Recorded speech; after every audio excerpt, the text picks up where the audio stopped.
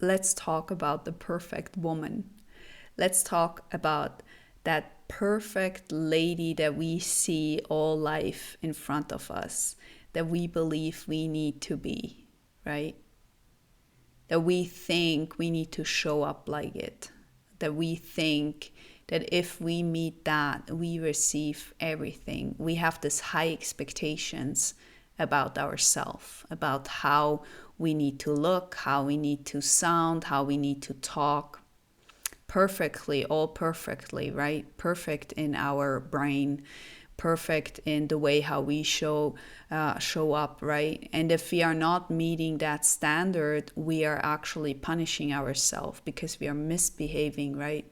We are not showing up the way how we should, and because of that, we think we are not good enough. We punish ourselves.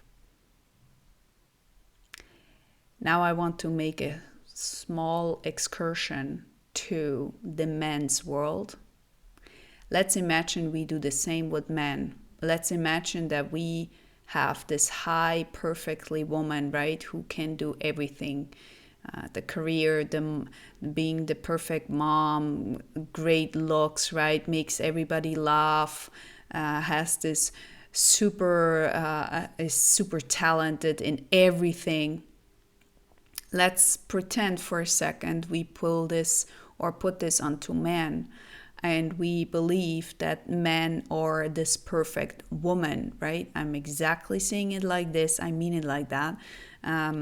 Let's just imagine we are doing it, not really knowing we are doing it, right? It's not a conscious act. So we put this in front of a man and believe when he's not meeting our standards, right? I mean, not seeing the trash to put out, not really helping at home, never be here for us, right? We believe he's misbehaving because he's not meeting the expectations from this perfect person. I have this from this book. It calls the Queen Code. And so I'm just about to read it, and I find it really, really fascinating. So if you haven't read this book, I really have to say it might be good for everybody to read this book because it's quite an eye opener. When we go a bit further,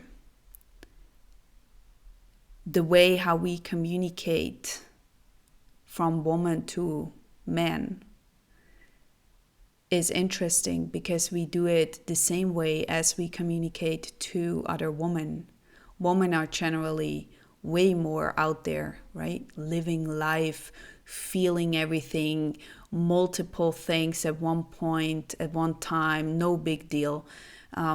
We are everywhere, right? Our thoughts are everywhere. We can chuckle like doing the laundry while thinking about, I don't know, having sex in the evening, right? I mean, there is no big deal in doing multiple things at once. I'm not saying we are all doing it greatly, but I'm saying this is how our brain works. We are everywhere seeing, usually this is for protection too, right? We are checking out if there needs to be any protection, keeping us safe. We are trying to keep us safe. Is there anything we need to worry about? So we see it already, right? It's kind of like a scan through the day if there is anything ongoing. Obviously, I'm not covering all the parts here, so I'm just diving into a few of them. So if you feel like you want to add a couple of things, please do so in the comment section. Okay, now imagine you have the man on the other hand, where the man is actually more focused on one thing. So he has his one task that he wants to do, and you're coming into the room and sharing a few things, right? Because you're everywhere, and interrupting his kind of focus, right? Because he has this focus on one thing. And you come into the room and you start to disturb him, and you start to really go into, I don't know, your day or whatever, right? This little thing. And it's quite important to you, obviously. So this is why you're sharing, but it's nothing really big. It's just blah, blah, blah, right? And he pulls kind of out of his super focus on this one little thing that or big thing that he's working on or doing, whatever. And you pull him out of his kind of satisfaction to get that little thing or big thing met, this focus or this doing that he wanted to do. And you kind of disturb him with your little thing. Now, the thing with women and men is that women generally, they can do so many things all at once that we believe men can do this too. So we don't wait. We just start asking questions. And if you are not answering as a man, then we believe we need to ask more questions.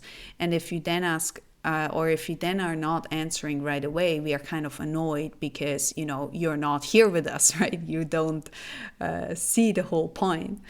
And I find this fascinating to witness and to see, because women are doing this really, really often. And so what women don't do is we are not waiting. Generally, we don't wait because we believe if you're not answering, then you don't want to answer, right? While the man, on the other hand, actually needs time to really think and pull his focus together and start to receive this answer. And I find it really fascinating how women and men work, and how it's possible that even today in this world, we are not able to communicate on kind of a respectful manner, right? We are like this. It goes out like this, and we are both kind of irritated and annoyed because that one is not listening. You're like, why are you interrupting me as a man, right? Why are you constantly trying to get my attention? Or the other way around, right? So I want us to be more fair here, and to maybe, because I only started this book, right? To maybe start to question yourself more. Where are we punishing each other? Where are we punishing the other person, the man, the woman, that is not working like we think they do? Is there a possibility that we could potentially do different? Is there a way we could agree more on? And can we be just a little bit more gentle? Can we, instead of looking at someone and cut off their balls, right? And by the way, men can do this to women too. It's when they objectify a woman. That's when she feels kind of not well anymore. And we as women do the same to men by not recognizing what he's doing all day long, by punishing him, by saying what he's doing is nothing worth. We're kind of taking away the admiration, the kind of, and there's many more things, but I really wanted to do this video quickly to just be more open and be more honest, instead of just punishing people, men or women. Maybe there is an option to pull more together, to be more together, to show up more, right? Maybe that's a possibility. And I find it's time that we start to recognize that we are different. We don't need to pretend we are the same while we are not. We are not. We don't have the same emotions all day long, right? We are just not the same. And I find it's so interesting how we are still pretending that I need to act and think like you are, or she is, he is, because it's not that way, right? It's not that way.